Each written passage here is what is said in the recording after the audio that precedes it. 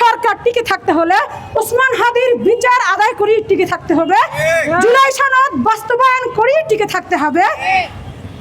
দিল্লির তাবেদারি করে ফ্রাউসিনা টিকতে পারে নাই, আপনারাও পারবেন না। ওসমান হাদির বিচার করুন, না তো আপনারা মসজিদ ছিঁড়ে দিন। ইউনূস সরকার বেঈমানি করে গেছে ওসমান হাদির রক্তের সাথে। আপনারাও যদি সেইটা মনে করেন যে বেঈমানি করে 5 বছর টিকে থাকবেন, এটা বাংলাদেশের আপামর জনগণ মেনে নিবে না। আর আমি আপনাদেরকে আজকে এই সমাবেশের মাধ্যমে জানাতে চাই, আমাকে যদি গুলি করে মেরে ফেলা হয়, আমাকে গুলি করবে শুধু একটা কারণে, যাতে আওয়াজটা বন্ধ হয়ে যায়। আমাকে নিয়ে সর্বোচ্চ 3 থেকে 4 জন সরে যাবেন। আমাকে নিয়ে কোনো তাড়াহুড়ার দরকার নাই, আমার হত্যার বিচার চাওয়ার দরকার নাই। আমার দরকার আমার ভাইয়ের, আমার তিতুমিরের হত্যার বিচার করতেই হবে।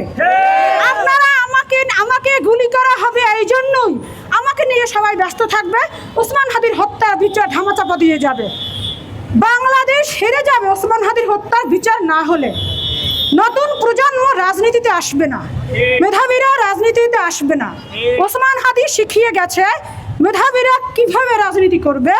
মাফিয়াতন্ত্রের বিরুদ্ধে গিয়ে, স্বৈরাচারের বিরুদ্ধে গিয়ে, অস্ত্রের বিরুদ্ধে গিয়ে, লুটতরাজের বিরুদ্ধে গিয়ে, চাঁদাবাজের বিরুদ্ধে গিয়ে কিভাবে সততার ইনসাফের রাজনীতি করা যায়, কিভাবে জনতার রাজনীতি করা যায়, কিভাবে কণ্ঠহীনের কণ্ঠস্বর হয়ে ওঠা যায়।